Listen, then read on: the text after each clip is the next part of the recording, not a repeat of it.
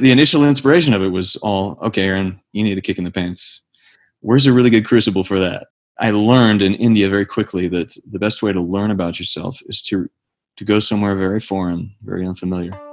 Strip away everything that's familiar to you. Because if you immerse yourself in that environment, then whatever's left of you at that point must really be you.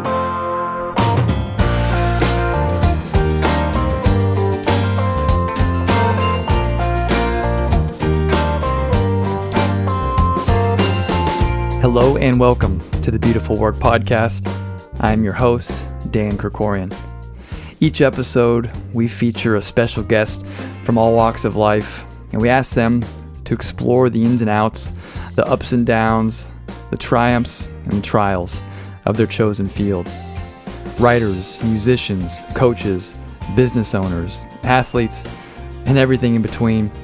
We peel back the curtain to hear their stories, to walk their paths, to find out how they breathe life into their beautiful work.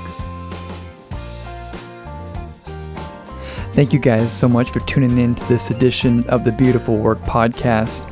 We have a fantastic guest today, my good friend Aaron English, who is a critically acclaimed, multi-talented writer, musician, lyricist, performer, recording artist, all things in the music industry. And so we will have him in just 1 second. Before we get to Aaron's interview, if you're new to the show, if you could please subscribe, leave us a comment, a rating, a like, wherever you happen to be listening on Apple, Spotify, Stitcher, and all those various places. It does help us continue to grow the show and find like-minded listeners.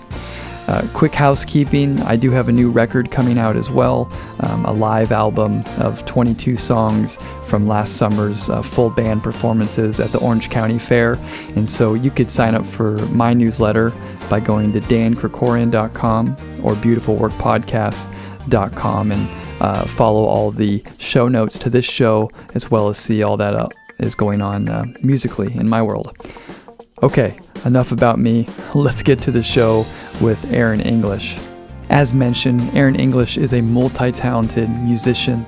Reviews of his work have included such glowing words as, quote, one of the most talented piano men I have ever encountered and one of America's finest songwriters, as well as, quote, a unique and brilliantly creative songwriter.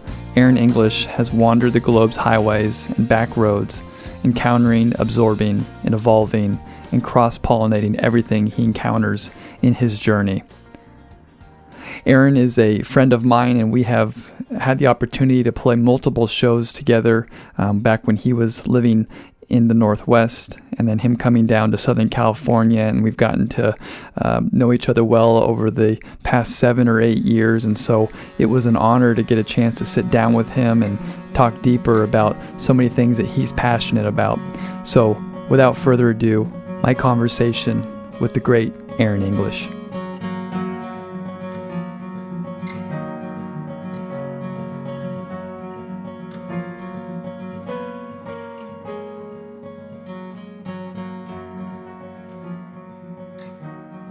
It is. It's been a little while since we've seen each other. We've talked quite a bit, sharing notes on all sorts of things, music, but it's good to see you.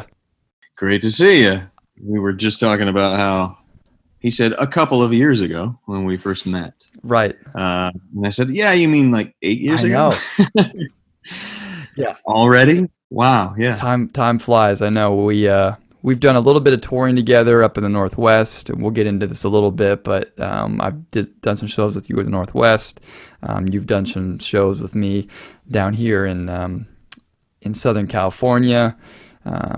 We've shared some contacts and whatnot in Europe, and you're just an overall good guy to know on multiple levels. So I appreciate you coming on. I'm looking forward to talking to you and having our audience get to know you much, much more and what you're all about. So thank you.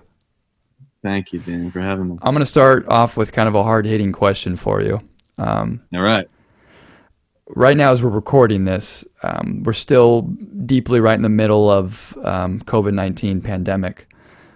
What do you feel like the job of an artist is in the middle of this pandemic? I think each artist needs to decide that for themselves. I had a songwriter friend here in Nashville say, I was struggling until I finally told myself that it's okay to not get anything done until the pandemic is over. Yeah. So what about you yourself? I mean, how are you Mhm. how are you dealing with it? Some people I know are being super creative and it's like a release of all sorts of emotions, and some people are not doing anything and kind of holding up for a while and everything in the between. Where do you lie with all that? Uh, I think it's similar to when we're not in the middle of a global pandemic. Uh-huh. Your attentions are divided in three ways. One is what's happening right now, and then what's happening long term. What is your legacy? Those are the artistic questions. Right. Uh, a difference between the two might be: are you touring? Are you playing shows right now, as opposed to are you recording an album which will last forever? Um, the third question is: how's it working out economically? Yeah. And the pandemic, all three of those questions are still relevant, but the answers have changed dramatically all of a sudden. So my model for thriving has been tour, tour, tour, tour, tour. Right. Uh, that's been the best way to connect with people musically because it's incredibly intimate. Mm-hmm. It's incredibly connective to be right there in a room with somebody playing them your songs. Um, that has also made me a living. And then I would have times in between to write and record. Now, my immediate response was to start doing lots of live streams, which is the closest thing to touring that I think we can do right Yeah. now. It does pay my bills, and it does get the music in front of people, and it does create some of that sense of connectivity, of community. Uh, and that has been a lifesaver, I think, for a lot of the audiences. They keep reminding me, thank you so much for doing this. It is such a breath of fresh air into my life. Or I look forward to every Wednesday, Yeah. every Saturday, and so on. And I'm glad they tell me. Um, it the third thing is the legacy thing. It's the are you recording? Are you writing? Um, it has been a sense of urgency to document this time. Try to find time to write and record about what's happening in the midst of what's happening. Um, Making sure to carve out time for Yeah. that uh, without feeling like it's a sense of obligation. Because immediately, as soon as the pandemic arrived, I thought, "Oh, this is going to be a great story that I have to tell because I'm an artist and that's my job." Yeah. But it is exhausting and unnerving. Um, so yes, I have been writing to try to document this, but giving myself a long leash too. Yeah.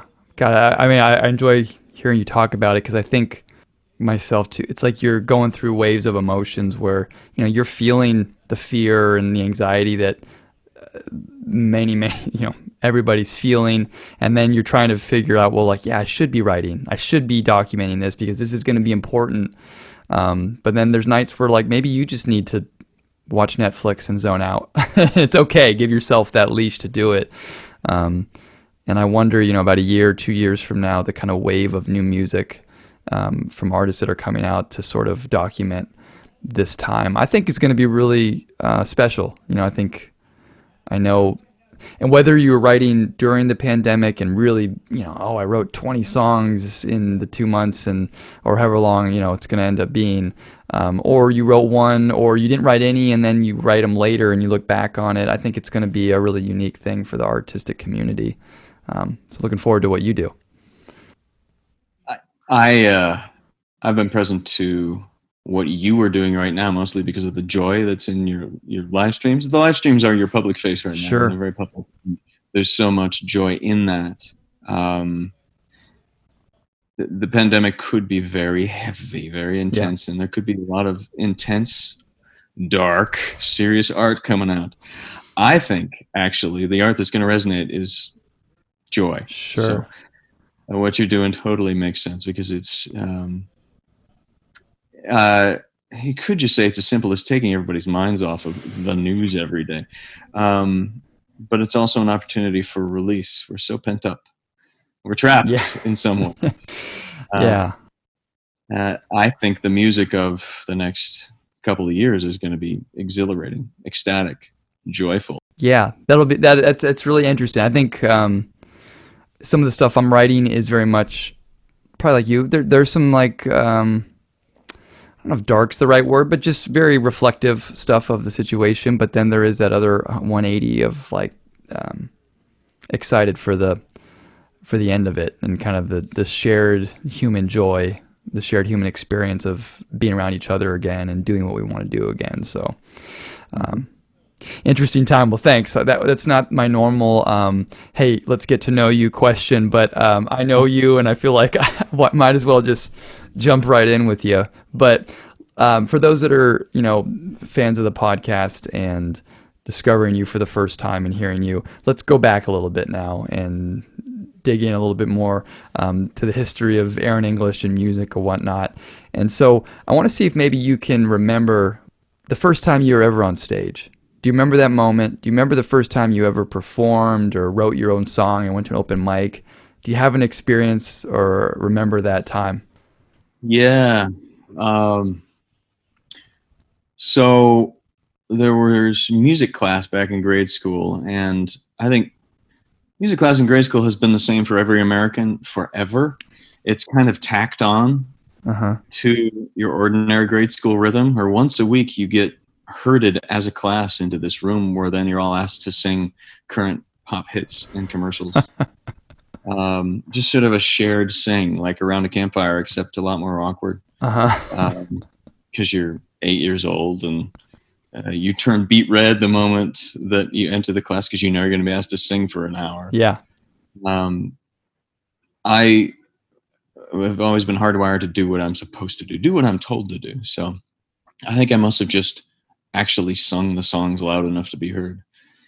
And the teacher must have thought, wow, he can carry a tune. So I got referred to a couple of things in second, third grade. Those became my first experiences on the stage. Carmina Burana, I was in the boys' choir. And when you're a kid, you don't always question the context of like what and why. Mm-hmm. So somebody said, oh, do you want to be in this boys' choir? Probably to my parents, like, hey, does your kid want to be in this? And as a kid, oftentimes you just blindly go along like, okay, why? What is it? I don't know. Let's go. Right. And then again, not too much later, I was asked to be Tiny Tim in The Christmas Carol. And it was probably the same music teacher saying, hey, there's this one boy in second grade who doesn't know any better and actually sings loud enough that I can hear him and he can play a tune. But what about him? It's in this tiny community, a little fishing village I grew up in. She knew the folks who were putting on the productions. So where was this? Gig Harbor, Washington, outside of Seattle. Gig Harbor, okay.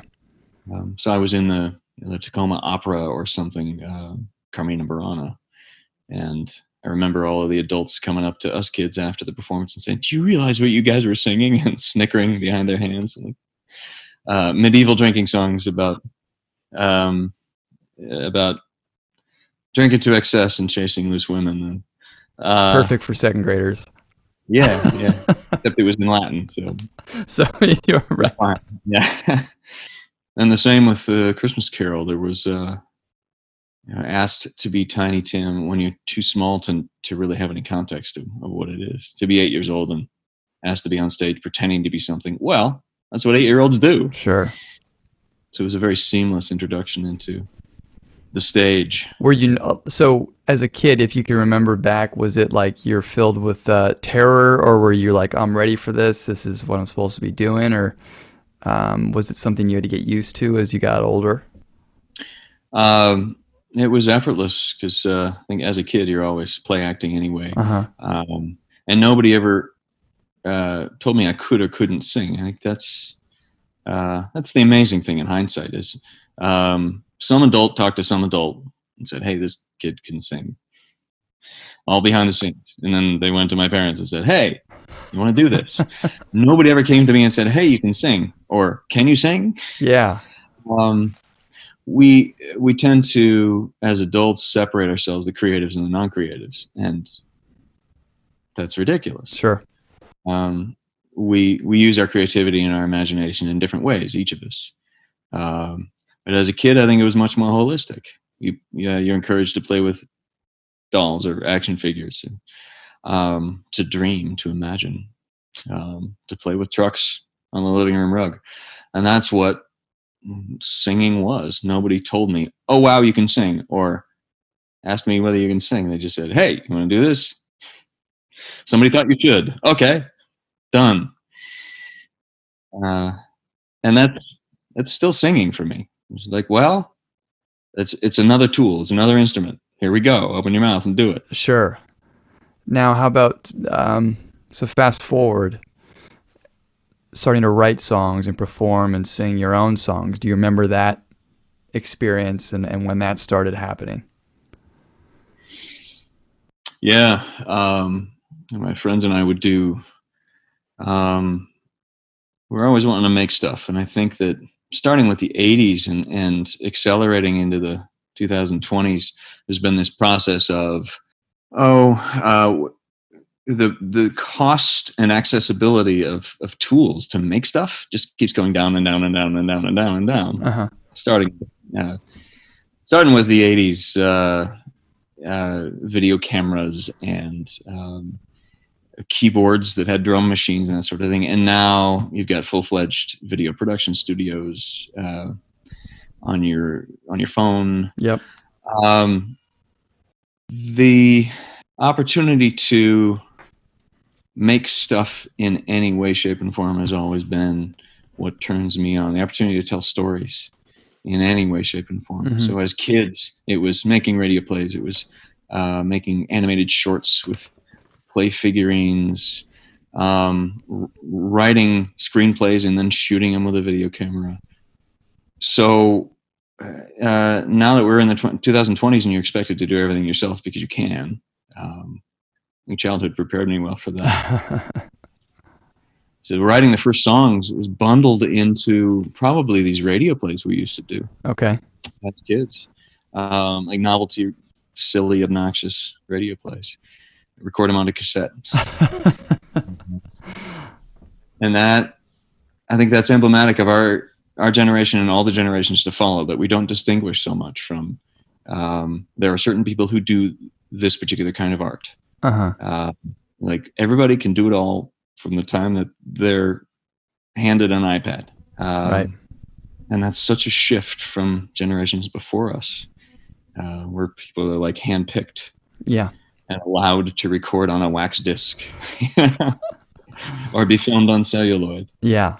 So knowing you personally, you're a very, I would say, reflective, deep thinking individual. You know, there's really a lot of, there's so much behind your music and behind your lyrics, and and I'll get into this in a little bit about some of your lyrics and your musical influences and whatnot. But what were you like as a kid? Were you like that? Were you like someone that was always reading? Were you a student that was, a straight A student, or were you the musical genius dropout student, or somewhere in between? Somewhere in between, but you get rewarded more when you're the straight A student. Sure.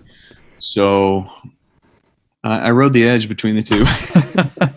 And there's a third role, which is the get along kid, the cool kid, sure. The kid accepted, and I was trying to ride that as well. Not easy. There are some kids that can do it all, sort of the Ferris Buellers. You play sports, you can sing. The teachers like you enough to give you a B. Right. That's tough. Ultimately, I figured out you do the thing that rewards you the most. Yeah. So the creative thing is always done sort of on the sly, evenings and weekends. So what did you do? And actually, I don't know this. I don't know if we've ever gotten into this, but once you're done with high school and you kind of set foot into the next phase of your life, was there further education, college or musical education, or what did you do next after high school? I went to a crazy liberal arts school, and I did whatever I pleased, Okay. and I've continued to do whatever I pleased ever since. And I'd earned it because I was the straight A kid, right? Okay. Um, What school was this? this was Bard College, upstate New York. Yeah, it's a great school. You've heard of it, great. I do, yeah. I know him from from Chapman. Bard College is NCAA Division III basketball. I actually knew one of their coaches a while back. So okay, so Bard, it's a good school. Um, and a legendary school, actually. We're considering some of the coaches that were there for basketball. Sure. Yeah, Yeah. some of the guys that went on to influence Phil Jackson and George Yeah. Michael. So I figured I paid my dues and got straight A's, whatever, through high school, and then I've just been making music ever since. Liberal arts colleges are sort of the last bastion of um, encouraging free thought in the U.S. Mm-hmm. Most of the rest of the corners of culture in America are encouraging you to go get a skill so Right. you can support yourself. Nobody ever mentioned anything about getting a skill and supporting myself at Bard College. It was always, what do you want to do? All right. And my parents were educators. Okay. A professor of education and a teacher. So all they ever did was support whatever I wanted to do. And since I hit college and forever since, it's just been like, well, I'll write a song. All right. And then I'll tour so I can share that song. That's it. It has been, you don't really fit in as a business person. And that's the only thing that I was missing. People who went to someplace like the Berklee School of Music, they got the musical education, but they also got a lot of business education. And it was a huge advantage to them in hindsight. Yeah. It served them very well in the real world. I was taught to think at Bard. Was forced to get a really broad education in a variety of wildly different fields, and to think critically about them. And that doesn't earn you X amount of dollars, but it does prepare you to look at the world a lot deeper. And that's been huge. I would say you've expressed that over and over again in your musical, in your lyrics, in your ideas, in your concepts. Just even on a deeper level, I think your rhythmic influences, and we'll get into this, some of your travels, but you've been a broad, open-minded thinking person, and that definitely seeps into who you are, I think, as an artist. At least me, knowing you a little bit from afar, I could feel that in your music. How would you describe your music?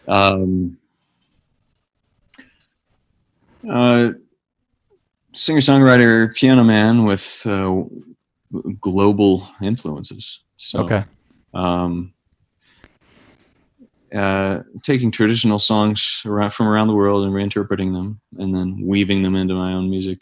What I like about your music so much, and was always drawn me to listening to you, and someone worth continuing to see where you're going and what you're doing, is I think you balance this line between writing these very anthemaic songs that have kind of sometimes these sing-along qualities, but then at the same time being really personal and really intimate, and almost like you're creeping into your back room when you're writing them.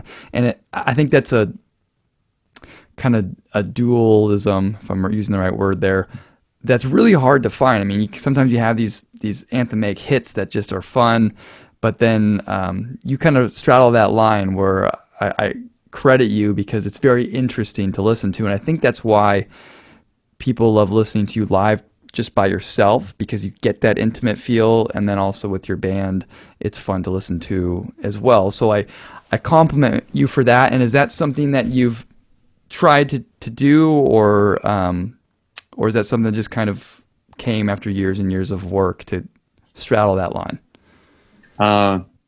Well, I think that I'd start by saying that it's wonderful to have come from a unique place into songwriting, because then It's given me a unique sound. Um, I came from a classical background, and that's not good or bad. But most songwriters are coming from some popular tradition, from folk, from blues, from bluegrass, Mm-hmm. or even from pop, which has its roots in those Yeah. genres. Um, Pop has a little more classical influence, um, and classical music um, can be really anthemic, can be really ambitious, can be really complex. Uh-huh. So some of our most admired pop songwriters, you look at their charts, um, and the places they're going musically because they've been trained to realize that they can. It's pretty astonishing. Paul Simon, for instance, or Carole King. I learned one of her songs for a cover live stream concert I did yesterday, Uh-huh. and "You Make Me Feel Like a Natural Woman." That was a pop radio hit, and Yeah. you can't get too complex with a pop radio hit. But I started digging into the chords, and they're amazing. Like how do you do that? How did you get there? And how did you get back? There are these Uh-huh. journeys that you can only take if you got a pretty mature, sophisticated sense of music. Um, and a classical background definitely did that for me. I admire very much those with more of a folk background, blues, bluegrass, jazz. Um, and yeah, I call jazz a folk tradition. Okay. Yeah. That's fine. It's your interview. Yeah. They can all be incredibly sophisticated. Yeah.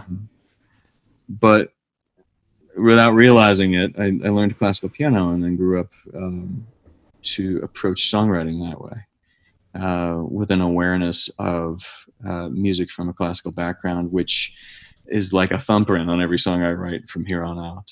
Okay. Not good or bad, but definitely unique. Yes. Yeah. You mentioned this a little bit earlier, about having kind of a worldly influence, and I want to talk a little bit now about your travels and where you've been and how that seeps into who you are, and then also into your music as well. And so I think it was 2015 you went to Africa, with the International Youth Music Project. Am I right on the years, or about? Yeah. Yeah. So, I know from talking to you and knowing you, that was a major influence on kind of your outlook on life, and then it's definitely made its way into your music as well. So talk about that experience and what that's meant. I've had the opportunity to travel a lot as a touring artist, but also went overseas when I was in college for a year, and went overseas again, 2015, yes, to start this music charity that I run, and then have toured in Europe a lot over the last 3 years. It Uh-huh. was going to be 4, but Right. this year didn't work out as expected. And the opportunity to broaden your horizons and then come back and share that expanded sense of what humanity is, who we are, is huge. And you can do that musically with other rhythms, other melodies, of course. You can do it lyrically by trying to share what it's like to be human in very different situations.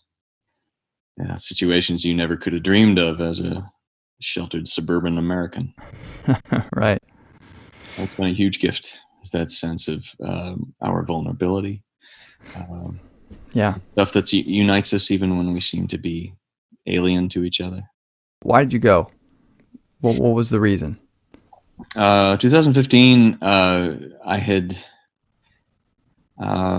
I've been working really hard on myself for a couple of years, trying to uh, become more grounded. And a lot of creatives you don't expect creatives to be grounded.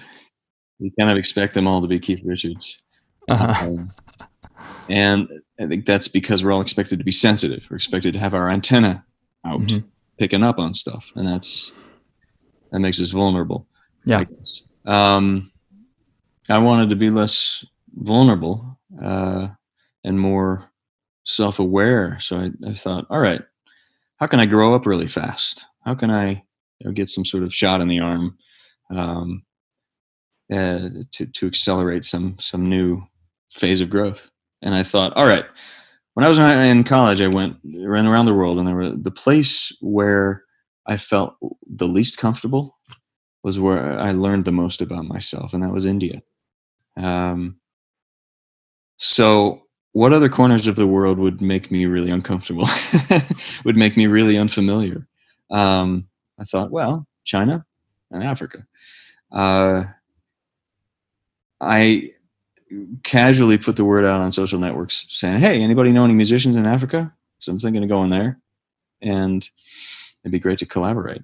What came back to me was that all these people who didn't know each other were recommending friends or acquaintances of theirs who were young men and women running arts centers, orphanages, refugee camps, schools. Um, they were all musicians, and they decided to pour themselves into helping disadvantaged kids to learn music. And they were all within about an 8-hour, 10-hour drive of each other around Lake Victoria. So that pushed me into, well, I guess I'm going to go down there and help. There are all these organizations that are focused on helping disadvantaged kids learn how to make music. So that was the beginning of my charity. But the initial inspiration of it was all, okay, Aaron, you need a kick in the pants. Where's a really good crucible for that? And I learned in India very quickly that the best way to learn about yourself is to go somewhere very foreign, very unfamiliar. Strip away everything that's familiar to you. Because if you immerse yourself in that environment, then whatever's left of you at that point must really be you. What did you learn about yourself there?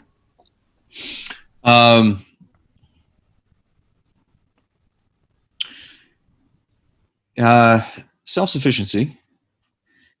And you're going to learn that whenever you're in an environment where you feel vulnerable and kind of lost. I also learned to hold myself as a confident adult in a new way. When you're an artist and you're just touring for a living, nobody's really asking you to grow up in the traditional ways. They don't ask you to get a job, have children, settle down, do all the things that you'd expect. Join the city council, whatever. Right. See, we do end up with, again, the Keith Richardses of the world, Peter Pan-ish artists. The whole genesis of this journey was my parents got diagnosed with neurological diseases at the beginning of 2012, both of them within a couple of months of each other. Wow. So it started this spiral of, okay, who are you? Because now you are truly being asked to be your own man. Your parents they aren't gone, but they're going away. So that's what led to, okay, I need to go to Africa on a journey of self-discovery. The crowning moment of it for me was realizing whatever I had learned about myself as an adult, as my own man, as a mature human being, culminated in, I was at the Nairobi airport getting ready to fly back to America after 2 months of living in the middle of nowhere. I just started this charity, was working with kids, teaching them piano lessons, and living in the Boma out in the savannah with lion hunters, and it was pretty nuts. I was given this caustic, which was a symbol of power, and it's basically a mace, a small mace made of very hard wood, hard enough that you can hit a lion with it, and it'll actually hurt the lion. At least that's the theory. And that is given by Samburu hunters as a gesture of maturity. Okay. You have a coming of age, an adolescent coming of age time as a Samburu, where you literally go out and hunt a lion. And that's when you become an adult, or you die. I suppose that's the alternative.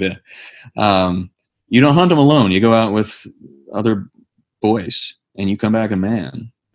and you get this caustic. So I was given this stick in a ceremony by some Buru friends. Okay. Showed up in the Nairobi airport, stuck it in my backpack or whatever, and my carry-on. Got to security, and the guy, the Kenyan guy, pulled it out of my luggage and said, "This is a weapon. It can't go on." Oh. And I was livid. Like, are you kidding me? This was a gift from, like, I'm a part of this tribe now. You crying out loud. And he said, "Well, you have two choices. I'm done with this conversation. You can get on the plane without this stick, or you can take this stick." And at that moment, I thought, all right, the caustic is a symbol of my adulthood, of my manhood. What better way to express my manhood, my adulthood, but to give the symbol away, to let it go, to internalize it.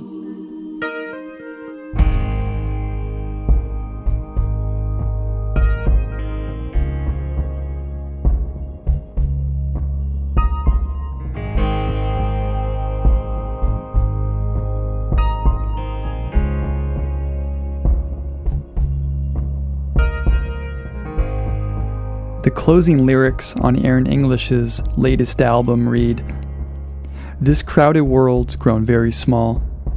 We stay wild beneath it all."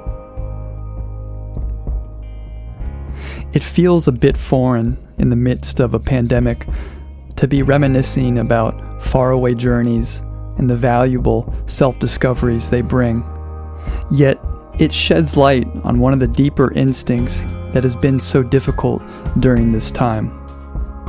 That what tugs at us from below is this need to move forward, to discover, to peer over the edge of the horizon at what might lie ahead. The concept of home is an interesting one at the moment when most of us have been confined to our own four walls. For centuries, songwriters and authors have spoken about leaving home, longing for it, cursing it, putting roots down. Home as a feeling, as a person, as a smell, as a piece of grandma's apple pie, of missing it when you're gone and unable to escape it when you're stuck in it. Maya Angelou said, "You can never go home again, but the truth is, you can never leave home, so it's all right." So much of a person's personal definition and discovery of home comes from and through these uncomfortable journeys of self-discovery, such as the one Aaron speaks of. And what is so impressive about Aaron English, and what has made him a unique and important artist to listen to, is his willingness to constantly push himself into areas of discomfort, to buy a ticket, get on the train, even when you're not exactly sure where it's headed. And that willingness has led him to some amazing music, stories, and personal growth. John Steinbeck writes in his famous novel, Travels with Charlie, quote, "A trip, a safari, an exploration is an entity different from all other journeys. It has personality, temperament, individuality, uniqueness. A journey is a person in itself. No two are alike. And we find, after years of struggle, that we do not take a trip takes us."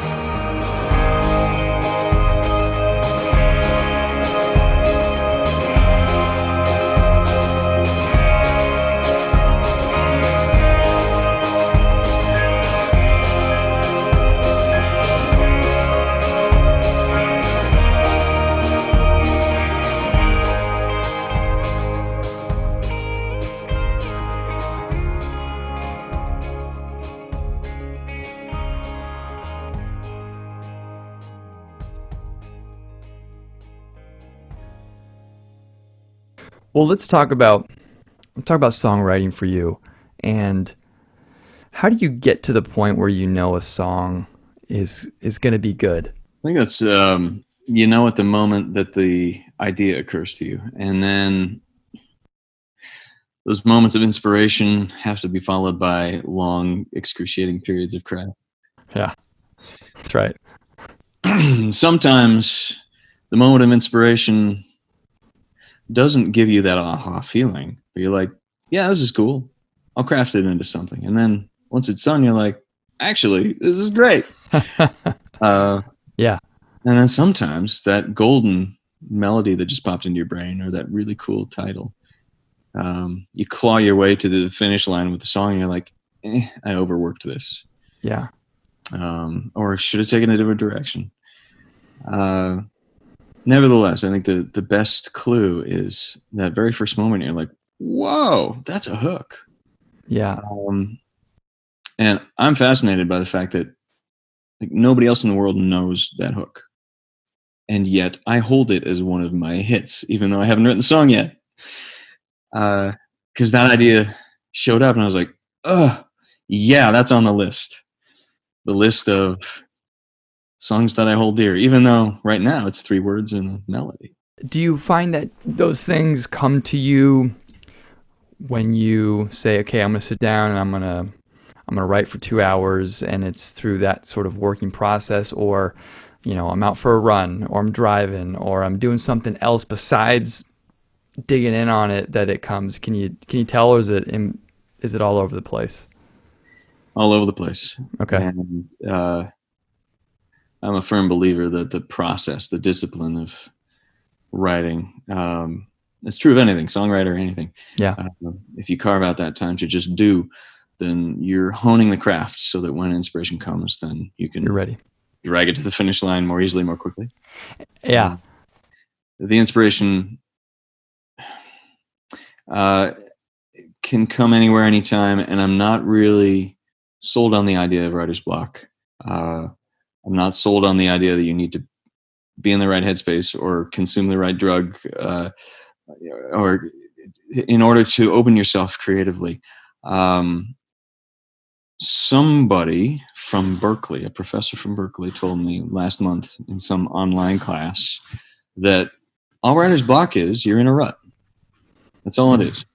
You've written the same song enough times with slight variations in theme, enough that when you sit down, you're like, yeah, that's just you saying, man, I've done it. And her suggestion was, switch up the rhythm, switch up the melody. Have you tried this? How about this? How about a different instrument? Poof, writer's block is gone, because you just expanded your toolkit. Now, how about you? Do you play other instruments besides the piano? Like, are you able to pick up a guitar and get on stage and play your songs acoustically, or, you know, how do you personally do that? Maybe get out of a rut. I always think of the Talking Heads. When they were writing, they would swap instruments so that they would start writing on unfamiliar instruments. And, I'm not much of a guitar player. I'm not much of an anything player. The piano's the default. And if you want to get out into a new headspace, put the piano down. Pick up anything. I've got a thumb piano and I've got electronic gear. Electronic gear is getting more and more popular as we become more of an electronic culture. Electronic music is now everywhere. It's woven into our pop music so much that you can't even separate it from the real instruments anymore. And Berkeley now has an iPad major. Wow. You can major in an instrument that is the iPad. It's just another instrument, and I just bought a control pad. And it's an electronic device which is a whole bunch of buttons, and when you press the buttons, then different sounds happen. Talk about a great way to break open any creative rut you might be in. But it's not a lot different from picking up a saxophone. That's just a bunch of buttons that you press and music comes out too. Sure. You just get a little more out of breath with a red face if you don't know how to play it. No, you haven't seen me with a computer. That's great. I know I just myself, I've got a kind of a synth control pad type of deal that I'm starting to get into here at my own little home studio, and it is amazing. I go down these rabbit holes, like it's been an hour or two, and I'm just working on some synth sound that I've never heard before. But then your mind in the background is working on some song that you've never thought to write when you're just on the acoustic guitar playing the more folky chords. So I hear you on that. How about concept wise? As a songwriter, is there an idea or a concept that kind of is always, I wouldn't say eludes you, but it's always something you're striving for, something that you're really trying to get to as a songwriter? I think we all have these different things we're trying to say or trying to get underneath of. And what is that for you? Wow. Sorry. What is that theme? I think you hit on my Achilles heel. The process of trying to say something true. And what is it that I want to try to say that's true?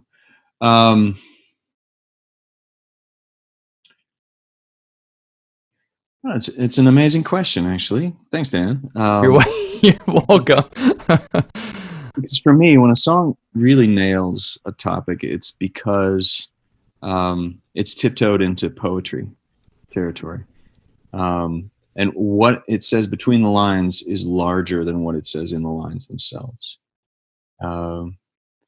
And I was just reading a review. Somebody asked me on Saturdays I'm doing these cover live stream concerts, and somebody asked me to cover a Sting song. I ended up reading Rolling Stone's review of Sting's first solo album. Was I on task? Was I on target? No. But I Googled this song, and that's what came up. And the reviewer talked about, look, just ignore the lyrics and focus on the music, because the music is amazing. It's going all over the place. He's got all these jazz musicians he's working with. The reason he said ignore the lyrics was because he said, ever since the Police toured overseas, they went to Egypt. Where else did they play? Maybe India. This sort of save the world crusader has been creeping into his lyrics. And on this album, it's in full bloom, it's in full blossom, and it doesn't work very well. That it's great when a major label stadium artist tackles a message. But when all they're doing is preaching, especially when you know that this guy's a millionaire, right? The message doesn't land very well. So there, I guess that's as close as I can get. Is we all want to be able to say, hey, stop fighting, love each other, share your wealth, share your knowledge. We all want to say that in fresh ways. And yet, if you try to say it directly, you're doomed to fail. So finding a fresh way to hit those classic themes, so satisfying when you can do it, and it's so hard. Yeah, no, and that's a really, really great answer to a really tough question. I know, and I that's kind of the ultimate question for all of us as artists, right? Is what are you trying to say? What are you trying to leave? Like, what's that thing? And to try to think about it and put it to words on the spot is no easy task. So that was a beautiful answer.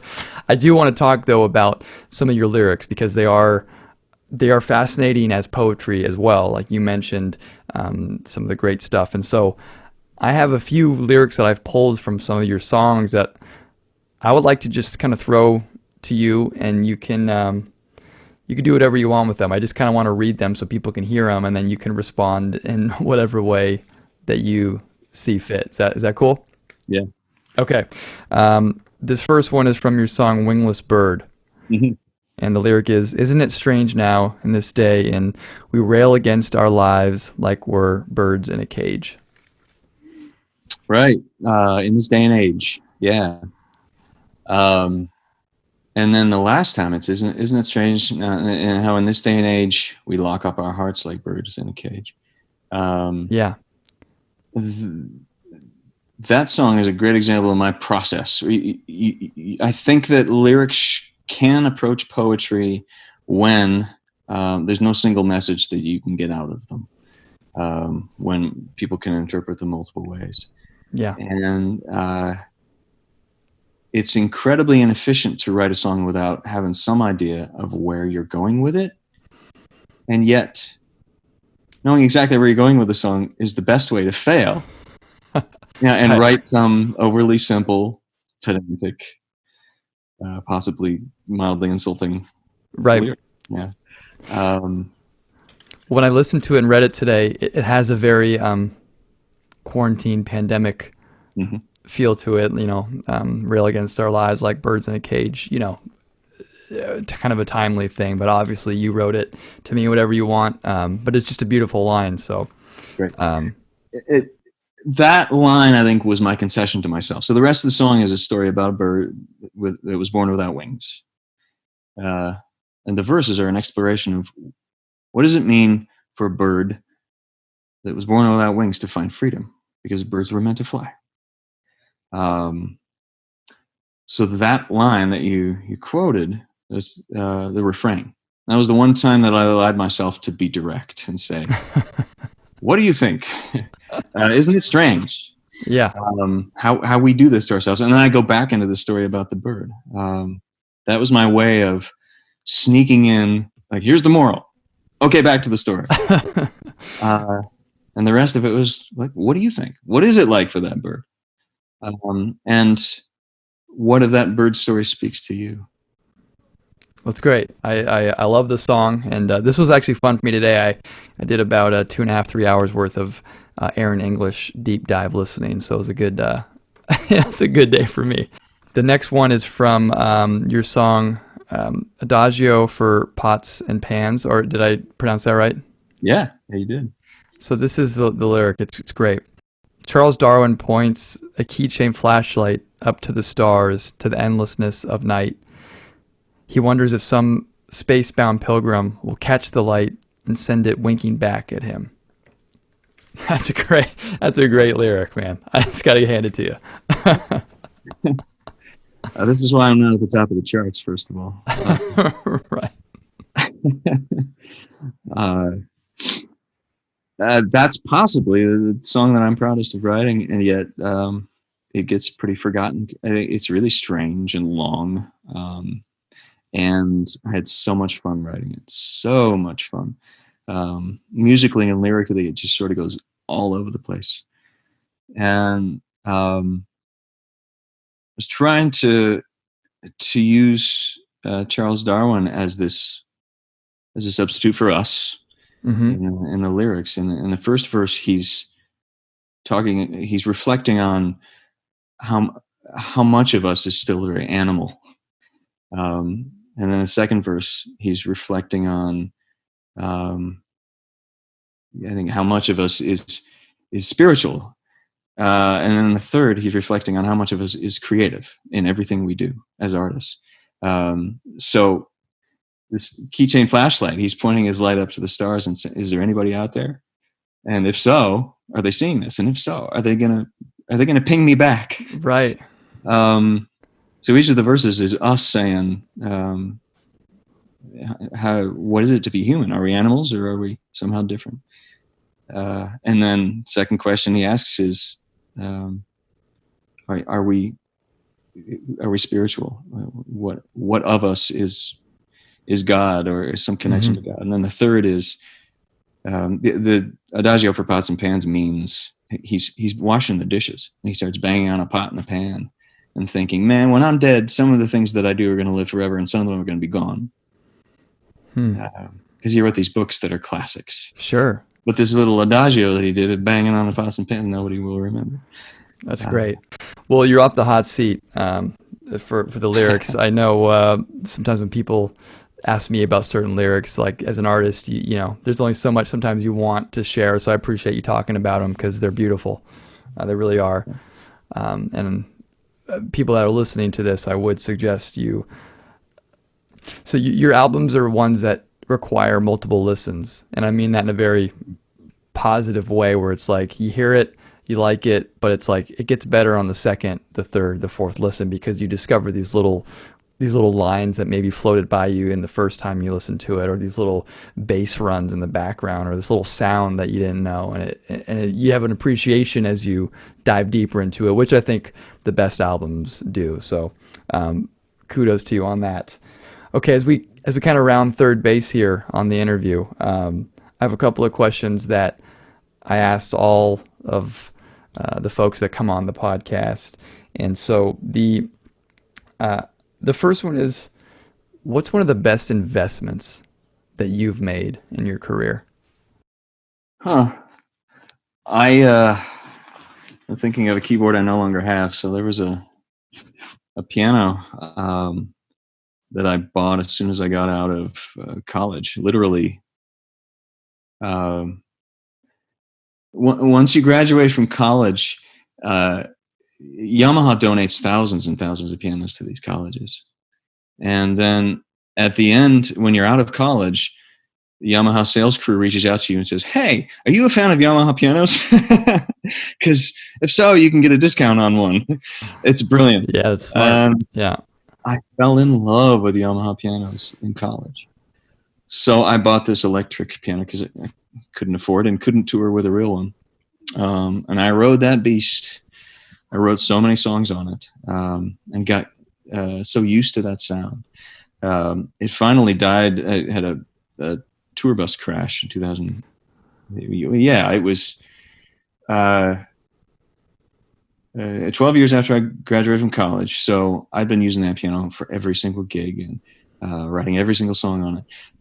And the bus was it was such a gnarly crash that the keyboard was inside a custom-built plywood and steel box. Cost me a fortune to have it made, of course. And the keyboard itself weighed like 85 pounds. So this was a beast. Wow. And nevertheless, the force of the impact managed to accordion this case with the keyboard in it. Wow. Literally accordion. It looked like this when we opened the case. So sad. But I more than got my money's worth out of that piano. Okay, that's great. What is it about what you do that brings you the most joy?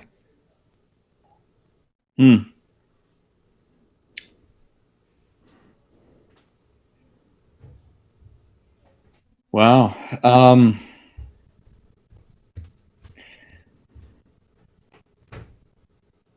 We do so many things. We wear so many hats, Dan. We were writers. We were performers. We are recording artists.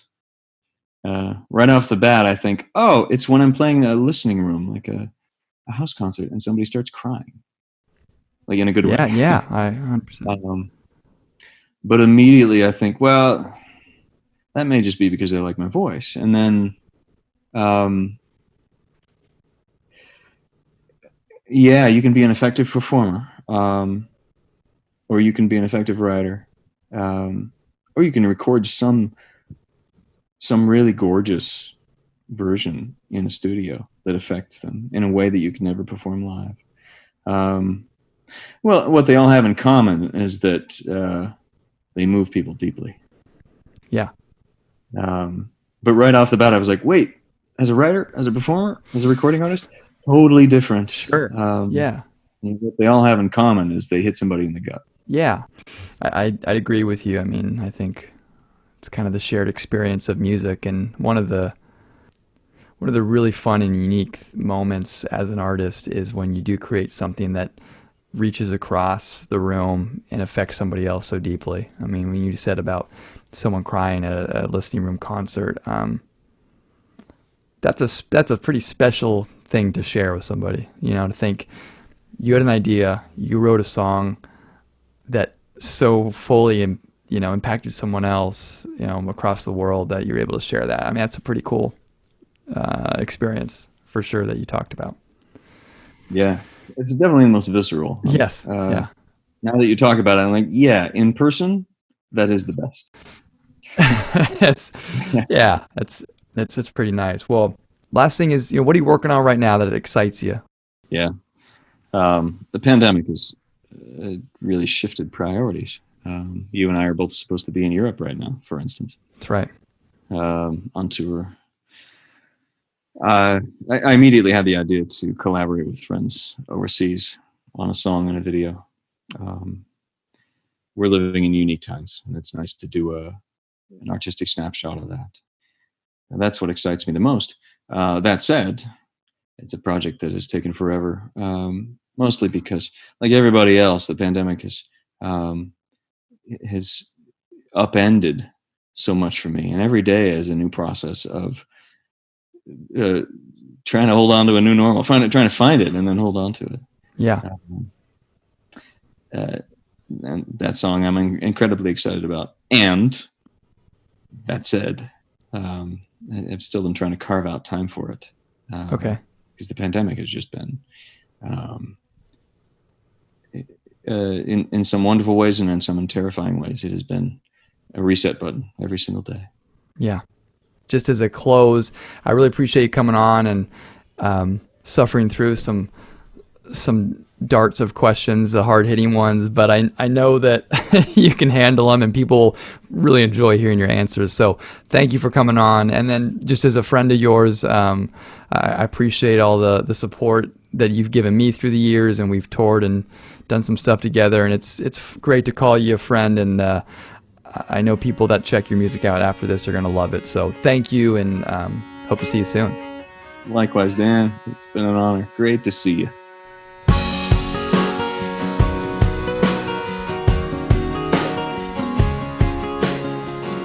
Thank you guys so much for tuning in to this edition of the Beautiful Work Podcast.